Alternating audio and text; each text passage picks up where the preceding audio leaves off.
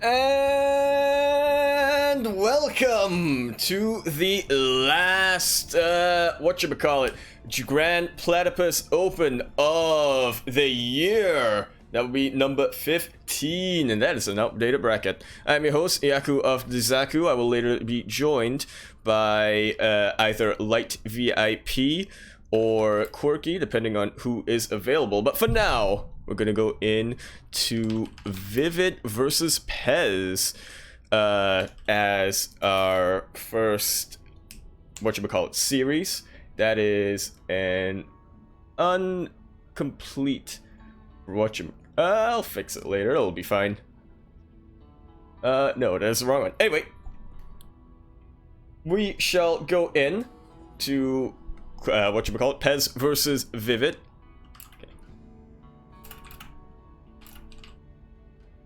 Gonna be a PvZ for us on Triton.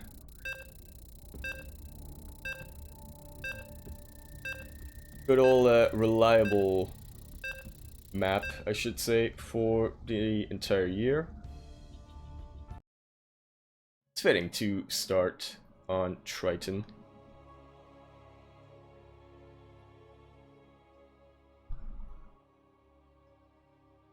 And while that happens, I'm going to try to finish casting tool. Well, actually, I already hit the OK button before I started. It's fine. Just fingers crossed.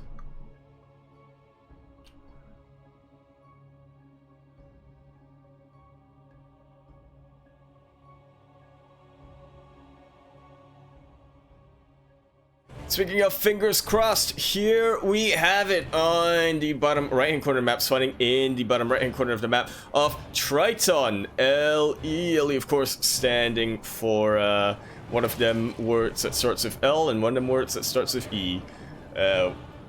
Here in the bottom right-hand corner of the map, spawning in the bottom right-hand corner of the map, the Red Zerg, representing Team OSC Elite, as well as the island nation of Australia, although currently teamless. So, if there are any businessmen looking to contact a player for a StarCraft 2 team, here's one of them. We have Vivid. And in the top left-hand corner of the map, spawning in the top left-hand corner of the map, the Purple Protoss, representing Team SYF, as well as the island nation of Australia, as is also on Team SYF. We have Pez. Apparently that is an outdated logo that I'm using, but it looks better. And just like that, I have started beef with the entire team of SYF. Nice little mineral trick here with the probe. Oh, but you messed up. Messed up a little bit, Pez. You cannot allow the mining to actually be complete if you're gonna try to mess up the drone micro. But it goes on to slightly harass him a little bit. And one of those things you can do. Pez is going for double gas right now. This is not something that I'm too familiar with. Everything else on that looks about standard. Gateway, Cybercore, Expand. I'm thinking Pez will then go into a Stargate if this double gas is anything to go off of. We shall eagerly await. Starts off with the Adept. Let's go. Shall eagerly await the tech choices. Which, yep, there we have it. Our first Stargate is going to go down. First question that will be is, what are the first two units to come out of Stargate? Could be Phoenix Oracle, could be Oracle Phoenix. In either case, it will go about the same way. You want to use your Oracle for a little bit of light harassment and also for a lot of map vision. But if it is two Phoenixes, well, we all know what that means. That means you've built two Phoenixes, and you're going to use them for something. We're getting his third, just going to go for a bit of a scout around. Thinking Pez looks like he might be able to, or unable to, stop this scout. This is only a single adept, however, it is also only 2 Zerglings. A little bit of misfire there, but the Zerglings are in, but they don't really see anything. Now they do. They should be able to see that that is a Phoenix as well. Vivid is going to have a lot of opportunity to prepare against this. Let's see, it's going to be Phoenix Oracle coming out of Pez. So a little bit less of Mass Phoenix insanity. Could definitely, if you know what you're doing with Mass Phoenixes, you can definitely snowball into something huge. But going the Oracle route is a lot more reliable, I would say. We'll clear out an Overlord. That's very nicely done. And this Phoenix, man, it's on the patrol. Well, he's not being patrolled, but you know what I mean. It's on the lookout. Meanwhile, Vivid, he's just content right now. He actually hasn't gotten any spores in any of his bases. And he's doing the old have 1 queen per base, plus 1 queen for spreading creep, which, it's dubious. Alright, now going into the spore crawlers. It's very nice when, you're able to say something and have it become true. That's called being a psychic. Double Phoenix, sorry. Double Gateway actually coming out of Pez. And, alright, he's actually going for the single Oracle style of this build. So he would actually go deep into getting Mass Skytoss army. Primarily, if you're in a PvZ, you're gonna go for those Phoenixes for their bonus versus bio. There are also a lot of other reasons why Phoenixes are probably the unit that you want in a PvZ, but I don't really want to go into that. Mostly because I don't actually remember. Alright. Huge Ling run by, gonna be coming out of Vivid with a Roach Warren as a backup. Well, not really a backup, so to speak, but more of a transition. And we'll see what these Zerglings are going to be able to do. That's a lot of Zerglings and not a lot of ground attackers from Pez. This Oracle needs to activate Pulsar Beam. I say needs to, as all of these probes are actually getting repaired by the shield battery, but the shield battery is going down and out of energy. Right in the last second, the Pulsar Beam is activated, and only 1 probe went down so far. Oh, not even 1 probe. 0 probes have gone down. And this run-by didn't really accomplish much. Not the end of the world, obviously. They are only Lings, but still, if you traded Lings for nothing, still a bad trade. Now it's up to Vivid to be on the back foot, getting a couple more queens. He does have spore crawlers in range, and he's building more of them just to cover up his bases. He's gonna have to be very... He's gonna have to be wary. This is very quick kills coming out of these Phoenixes. You just have that many of them. Not even ignoring the queen. He's just going straight for the drones. He knows what's the real value here, Pez does. With 11 kills going down, and the Adepts also in his 3rd. He's gonna go for more, and he is just... I'm thinking we're gonna see Pez just squeeze Vivid on both ends, so to speak. Vivid is trying to get something done, but cleans out the Adepts, but the damage has already been dealt. A lot of these Phoenixes are still alive, which, I mean, they shouldn't bother Vivid anymore now that he's got his spores out. But he can still go in, just dive in and go for the stray queen every now and then. Vivid's drone count is essentially being reset. Gonna have to do nothing but drone for now. Well, he can get his upgrades as well and expand. But no unit production out of Vivid for the time being. Pez trying to cover up his bases. It's gonna go straight to make sure that there's no way for a Ling run-by to really cripple him, but he is, Vivid is surrounding these high-cost immortals. One of them are starting to go down, and one of them goes down. The other one is able to live. But trading 1 immortal for that many Lings, not terrible for a Desert player. This Phoenix is just... It's like watching Phoenixes fly through. They're so majestic. Let's look at that. You have the grace of a falcon. Or a phoenix, I suppose, if you want to be more thematic.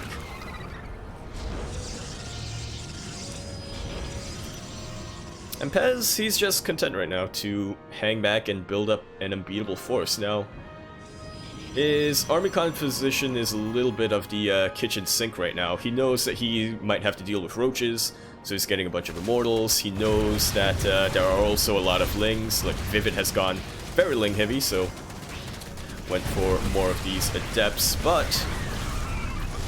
Alright, nice cancel on the 4th base. But, as time goes on, and Pez does get that Templar Archives, he's starting to transition out into charge lots, which is really the most one-size-fits-all kind of composition for Protoss, I would say. Well, a gateway-based composition for Protoss. Chargelet Archon, and then throw in a couple of Immortals if your opponent's going roach heavy, throw in a couple of sentries for spells, and you've got it essentially made in the PvZ matchup. Once again, Vivid trying to break out, or rather break Pez a little bit. Economically not really working out. Meanwhile, Pez, he's just being menacing with his armies. They're playing quite a bit scared right now. Doesn't really want to allow Pez to catch him off guard, which he will with these charge shots. Actually, he won't, because there are queens there. Never mind. But the main push of Pez is coming down. It's not a big army, but it's definitely a very high DPS army, especially compared to what Vivid has gotten. Alright, this is a smart move, I would say. Take out the 3rd base and just back off. Or is it, one might say, because Vivid has gotten these infestors. He's going to let them build up quite a bit. I'm thinking, though, with the amount of Hydras, Vivid might just want to deal, might just have gotten them for the Microbial Shroud. But, you know, Fungal is always a nice spell to have. Has he gotten Neural Parasite? He hasn't. Oh wait, Neural Parasite is by default now. Look. Slip of the tongue. Neural Parasite Fungus, pretty dang good. Especially when you have this many Immortals and this many Archons. Just a couple of Neural Parasites. Gets a Fungal on these Phoenixes. Nicely done by our Australian Zerg player. But he does have to be careful. He cannot afford to waste his army or his infestors. He has spent quite a bit of energy on those Fungals, it seems. And he's gonna have to wait a little bit before he gets another Fungal or a Neural Parasite. Right. These force fields here from Pez. Not allowing Vivid to really engage that. Nicely done. But we'll see how the tables turn as this Baneling speed and this +1 weapons finishes for Vivid. But taking out the infestors before they can really cause too serious damage. Very good Storm, manages to zone out the rest of the army that he couldn't quite kill yet. And I think this is about the beginning of the end here for Vivid. Pez just doesn't throw away this army. He can just reinforce that, or go for some multi-prong with chargelets. I think Pez should just win this. But never be too sure. Gonna go with that fleet beacon just to ensure that he has a late game potential. Beyond this, Chargelet's gonna get cleaned out, and meanwhile, this Roach run by might be able to actually take out the Nexus. Starting to target down a couple of these Zealots. Vivid will not really focusing too much here, but does actually get to cancel. Oh, you should back off now, though. Thank you for taking my advice with it. And we're starting to see a little bit of back and forth now as the bases start to get a little more spread out, but I would still put Pez in the much better position. He's even going into his carriers right now. He's had to cancel that Nexus, and that was the first time he had to really that was really a wrench thrown in his economic plan. Meanwhile, Vivid had this third killed, and the workers killed, and then the fourth attacked, and then the workers attacked, and an immortal drop in his main. That's going to be able to do quite a lot. Will he be able to take out the infestation pit? Not quite, but he does manage to save the immortal at least. He has to be careful though, does not want to get caught out by these infestors. Let's get one fungal down, but the rest of these infestors are starting to go down, and this is just about Pez's moment to move in. Starting to get everything right now. The banelings are starting to roll in, but they're not quite getting the huge connections that they want to. Very nice force fields, and a storm for good measure for Pez will allow him to take out this fourth base. And once again, not gonna go all in, not gonna risk too much. He's gonna deal his damage and back off. Well, he did risk a little bit on that War Prism, and we'll pay for it a little bit, but Vivid, I would say, is actually losing a bit more here. If Pez decides to go in right now, this is a lot less energy than he would have regardless. And in saying that, Pez is starting to batter down this fifth base, and that's down. Very nice storms once again to zone out the army, but Vivid's just gonna go for it. Does actually get some fungals, but there isn't a lot here that can clean out the army. Despite that, more and more storms are starting to go down. More and more Zerg units are starting to fall.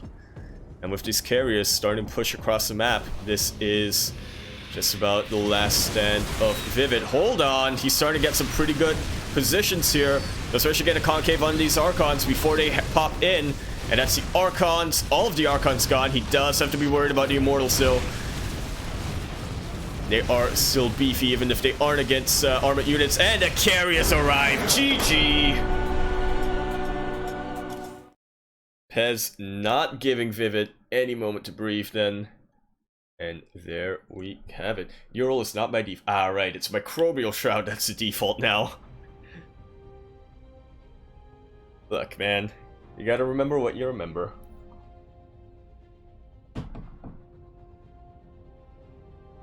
Speaking of remembering what to remember, oh, that is an ad that we should not display, else we get sued by the Singapore Tourism Board.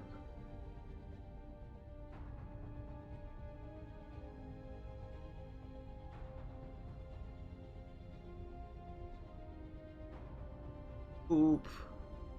That should look fine. Speaking of remembering, remember to type in !Matcherino in chat. You will be directed to our Matcherino page where you can use the whatchamacallit, the code GPO15 to add $1 to the prize pool at no cost of your own. The next map will be World of Sleepers. There we go. Definitely not trying to whatchamacallit with time.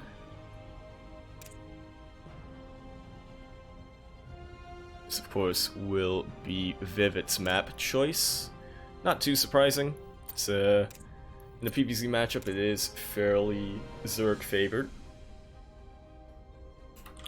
Alright, players are in.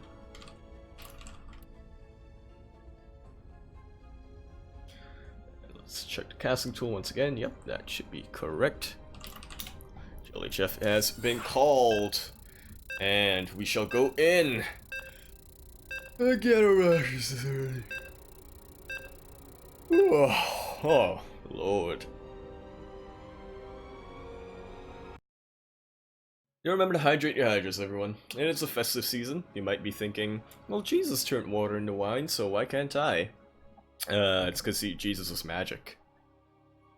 Also, you should drink water regardless. And speaking of water, here we have it in the bottom left-hand corner map, spawning in the bottom left-hand corner of the map. Kuro told me how to switch up the score so it actually is accurate to where the players spawn, but Kuro's not here. So, and don't tell nobody, all of you watching right now. I know what you're thinking. You're thinking you're gonna clip this and you're gonna send it to Kuro, and then Kuro will fire me again. Don't you do it. I swear, do not. I got top people. And by top people, I mean myself. I got top people that'll keep your mouths shut, and by that I mean mostly through bribery rather than the other one, because I am a little bit too scared to do the other one. In the bottom left-hand corner of the map, starting in the bottom left-hand corner of the map of World of Sleepers, LE. LE, of course, stands for Literation Explanation. You can figure that one out for yourselves. In the bottom left corner of the map, we have the purple Protoss player making his debut in the Grand Platypus Open and already taking a map out of one of the most regular of signups, starting to make his way there. He only has to win this one map and he will become one of our semi-finalists for the evening. Everybody give it up for the player who is from Australia, representing SYF, and playing for Sif Gaming. We have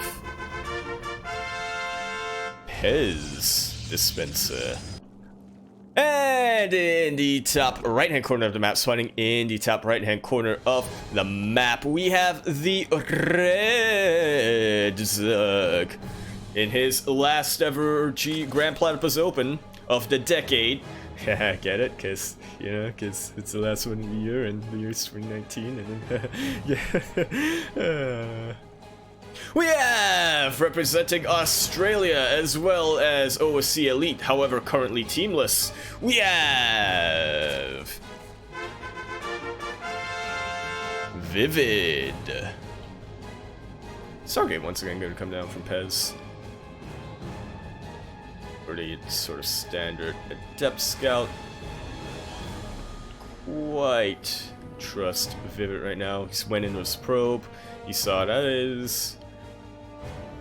Actually, not sure what this probe saw, but it saw something that made Pez decide to use his Adept for scouting rather than hanging it back for a bit of defense. Might have been that he already knew that, considering it is World of Sleepers, by the time these links come across the map, he'd already have another Adept out. That's probably what it was, but it's fun to theorize. Alright, and if it ain't broke, don't break it, Pez is want to say right now. Going with the same opening. I do like this Phoenix skin quite a lot, probably. Oh, it looks stiff, but it looks stiff in a good way. It's not like arthritis stiff, it's more like durable keyboard stiff. Take it from me. I don't actually remember if he did go for the Twilight Council first the last game, but for the sake of Kuro is now telling me, and by Kuro I mean the inner Kuro in my brain is now telling me don't spread false information, so okay, we won't decide that he didn't go for the Twilight Council last game. We'll just leave it up to mystery. Alright, what have you got for me, Oracle? Well, we'll see 2 queens and a spore, and very quickly backs off. Oracle will not be able to be the hero for too long this game. Going for Glaives first. Now, one thing that did happen in the recent weeks, in the most recent patch, obviously, was a reversion of the Glaive upgrade. It no longer is so that Adepts shoot faster for a short amount of time after shading in, but it's back to the good old orange tic-tacs, where it's just a flat-out increase in attack speed, but it's not going to be anywhere near in time for this Ling aggression. We'll use the Oracle for this. May as well. That's the use that you're going to get out of the Oracle at this point, really. Right, a lot of Adepts are out, but Pez does not really want to show his hand too much, and he hasn't. These Zerglings run away. We'll try to get these Zerglings. Nope. We'll be more aggressive with these Adepts. He will. Always has the Oracle as a backup. Alright, these Adepts are starting to get ready. Jade has gone through. Glaives are almost about done.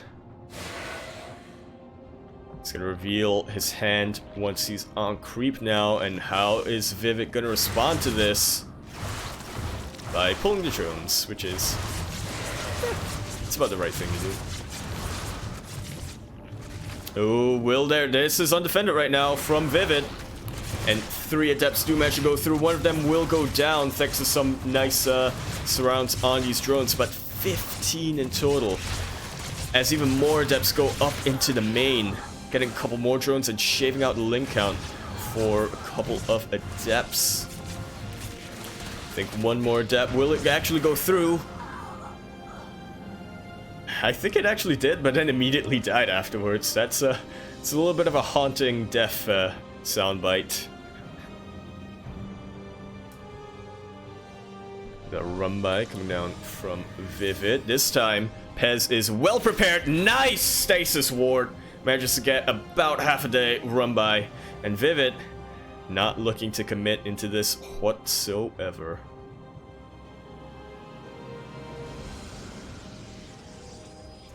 Ooh. Robotics Bay coming out, so Pez is switching it up quite a bit this time. Now the question will be, is it going to be Colossus or is it going to be Disruptors? Or what if it's neither? What if it's just there for Warp Prism speed? Eh? Eh? Eh? Could be. Probably won't be, but could be. More than likely, this is probably going to be, whatchamacallit, the tall ones. Colossus tend to be a lot better versus the more Ling-heavy compositions for good reason, or for obvious reason. So have that bonus versus light damage.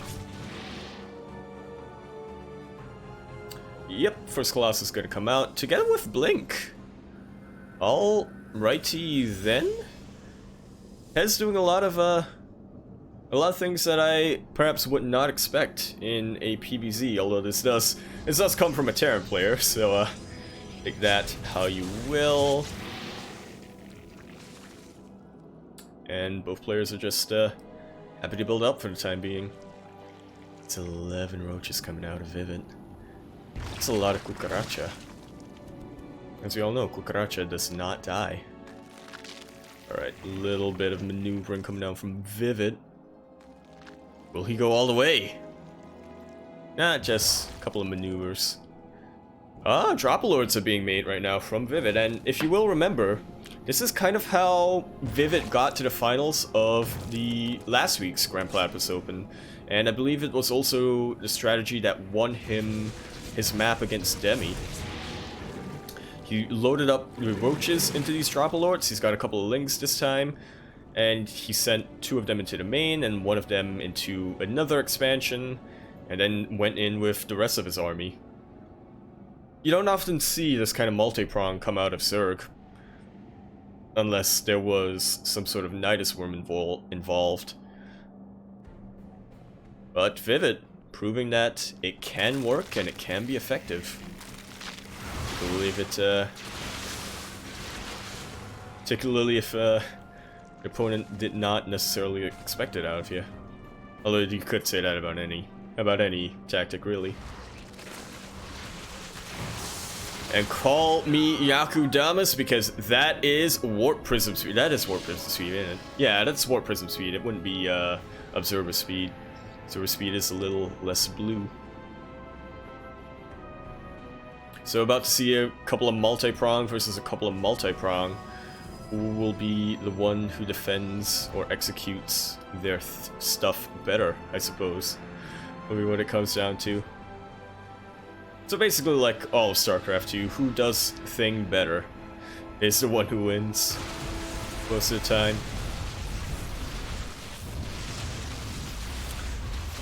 A bit of pressure being sent in from Vivid, and this 4th base is actually looking to be in a lot of trouble. The main army of Pez has come down, blinks for it to try to take out a couple of these Ravagers. But as this happens, Vivid is just going to pull back or go in. But that doesn't matter, because in his main, there are Stalkers to help defend. Never mind.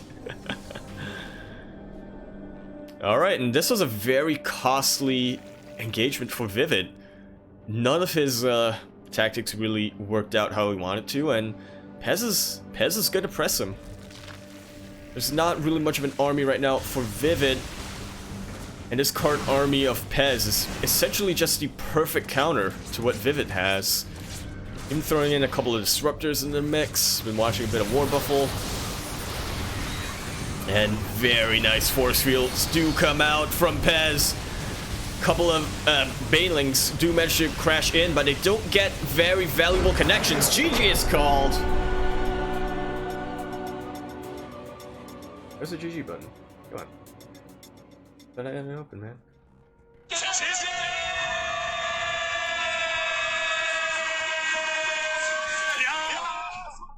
And it looks like Pez is going to be our first semi-finalist of the evening. If challenge will actually...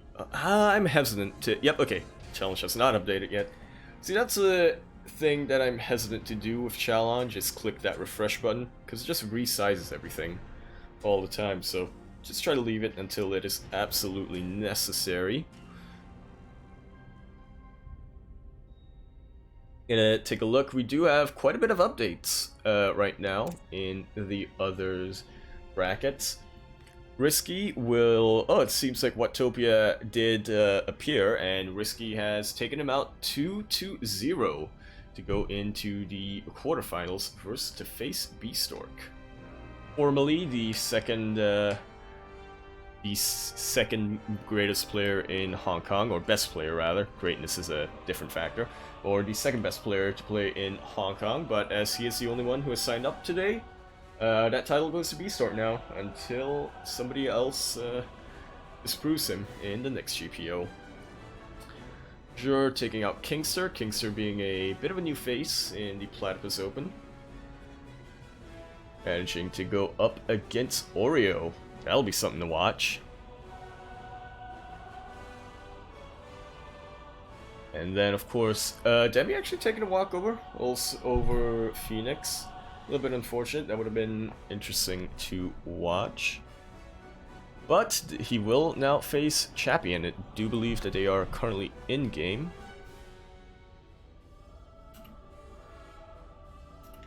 Just gonna see if we can get into Azure versus Oreo right now.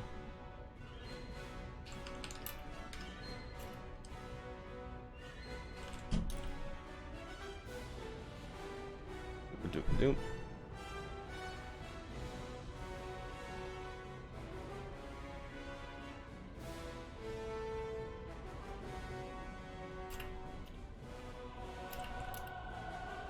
Alright, so we do have an update. Azure is currently 1-0 over Oreo, and we will be going into their second map of this best of 3 will be on Ephemeron. That will be our next map. Fun fact, an Ephemeron is something that was created by... What was it? It's not a code, it's an administrative tool. Or something of that nature. It's meant to help bookkeep sanitation.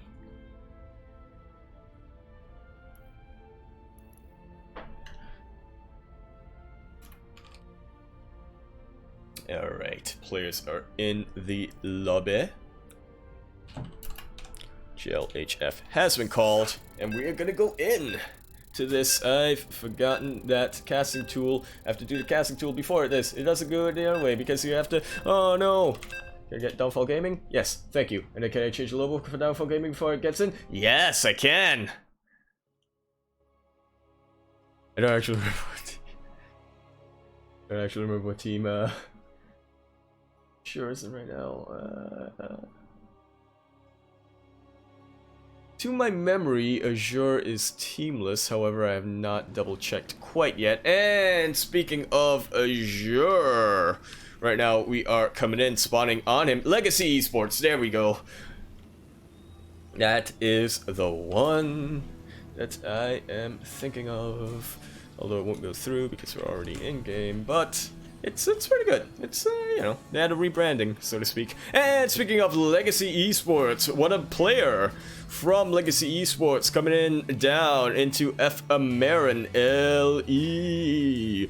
LE, of course, standing for Life Preserving Egret. Life Preserving Egret. That's probably some mythology upon that and like some culture. It probably has a mythology like that, the Egret of life. We have, changing the scene so that it will actually be in-game, the Green Terran representing Legacy Esports, playing for Legacy Esports in Australia. We have Azure. And in the top left-hand corner of the map, fighting in the top left-hand corner of the map, the Red Zerg. One of the first ever to sign up for Grand Platypus Open, and a fairly regular sign-up since then. He needs to win this map just to keep himself in the tournament. Can he do it, and can he bring it around? We shall see. We shall see what this player from Downfall Gaming, representing Australia, can do. We shall see what Oreo has for us. Not to be confused with Area or Aurea.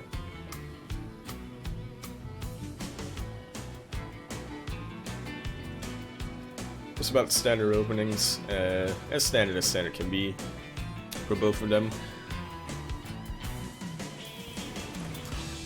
And yeah, just gonna see where this goes into. Now I do remember Azure being a very, very sort of player.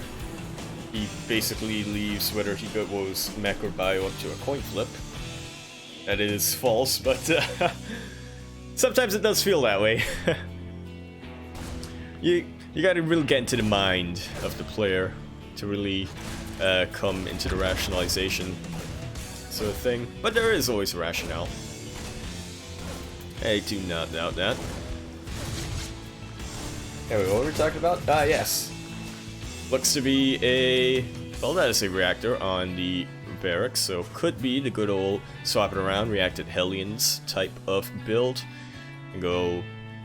transition fairly well into mech or bio. Oria's going for a third base, and Azure now sees this.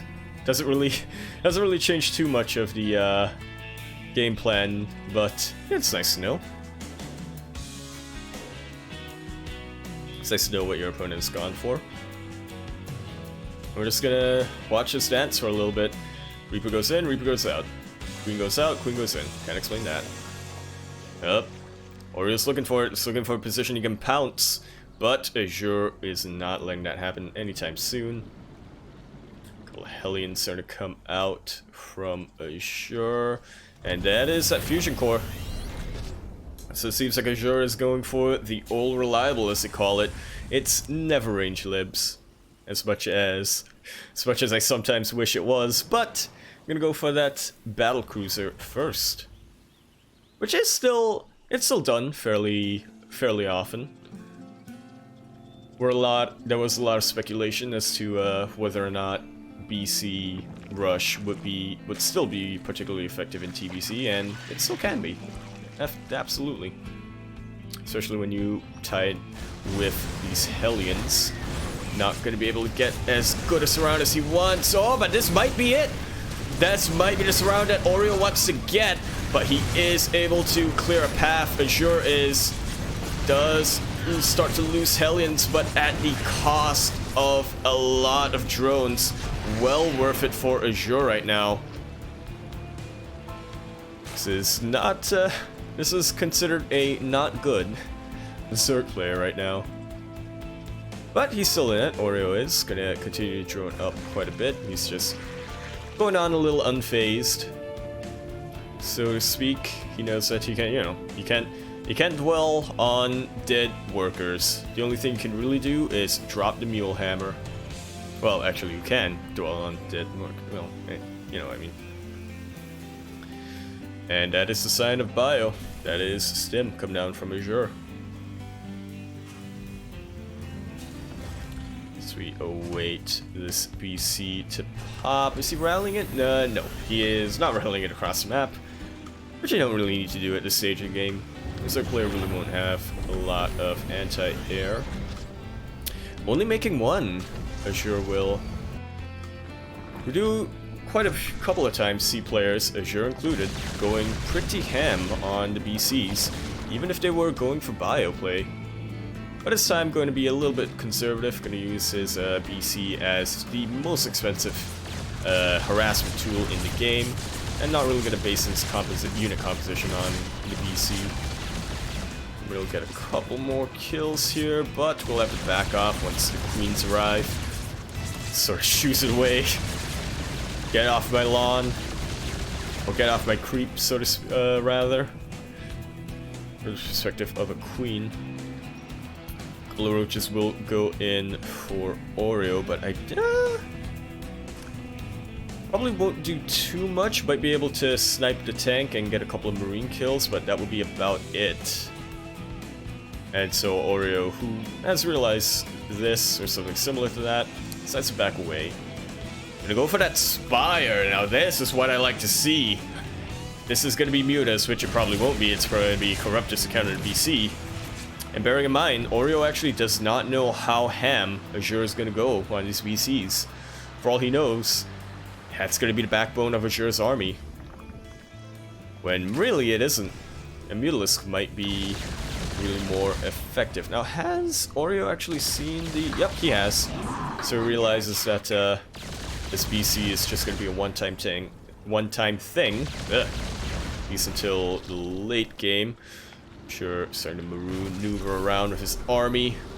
Let's be very careful. Does not want to expose that tank too much. Try to jump in and pressure this base a little bit. Gonna force a couple of transfuses off on these queens.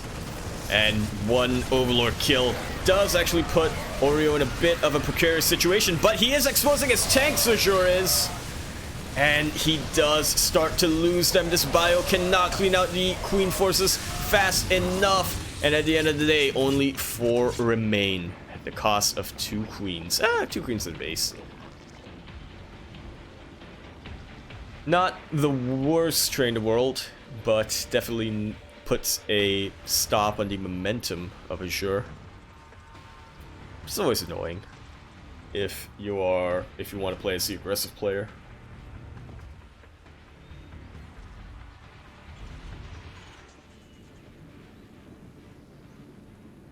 Alright, Corruptor's starting to come out from Oreo.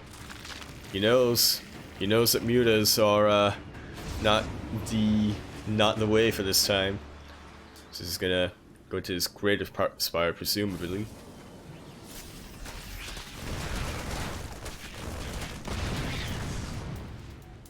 Well, Azure just gonna do Azure things. Gonna go for a couple of drops, see if he can put some pressure on the outskirts of Oreo's bases while this BC comes in to possibly kill a queen. The Corruptors are here, and this BC does have a tactical jump, but he cannot wait until the last second to use it. And so he uses it now and keeps them alive. Meanwhile, a couple of Marines being doing Azure things. Some very nice creep denial. Will possibly get a couple of drones as well. He's gonna have to be careful though. He wants to keep these Marines alive, and he does manage to keep about half of them alive, a little more than half. Not too bad. Look, man. My philosophy is, so long as you keep at least about half alive, good enough. I know it's probably the wrong philosophy to take, but, you know, it's fine. Meant that you at least kept some of them alive. But that might not be the case for too long. Oreo just gonna immediately pounce into Azure, but very nice kiting and very good splits do come down. That tank will get picked off, but most of the bio is alive. Azure cannot afford to lose this though. The banelings start crashing in. And that was about the rest of Azure's army. He's trying to get a couple of pieces here. Does have quite a couple of tanks though, so he will be able to hold on to some kind of defense. I think these banelings are not long for this world. But more and more Zerglings do start to come in. There's no answer to these Corruptors right now for Azure. And this is what you might call a bit of a tight spot, ladies and gentlemen. Have to push forward a little bit just to get into the right position, but this also exposes Azure quite a bit.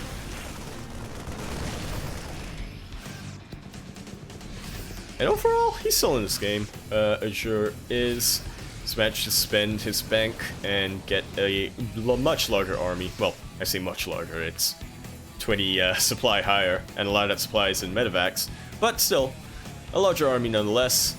You have to be careful though to not want to get flanked by these Zerglings. Zerglings do manage to go through, and it actually forces a retreat from Azure. Let's manage to clean that out. Azure has left these tanks very, very exposed in doing that. And now he's going to have to pay for it quite a bit. The Bio's not here to protect the tanks. And they do go down. Gets quite a couple of Corruptors. Mine, unfortunately, not really connecting with anything there. But the Bio is here, and the Bio is pushing in.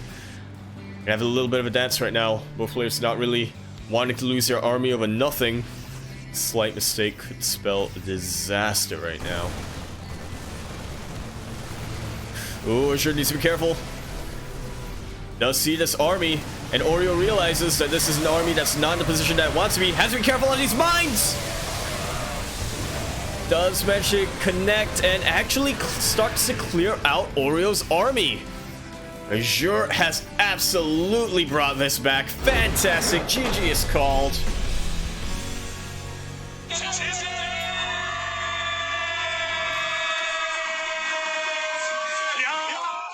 And Azure will be the third semifinalist of the evening, ladies and gents, as we do see from Demi managing to take out Chappie.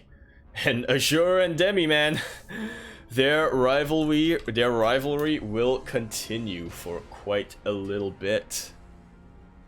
See if we have any other updates on the bracket. It looks like Beastork and Risky are still in their game.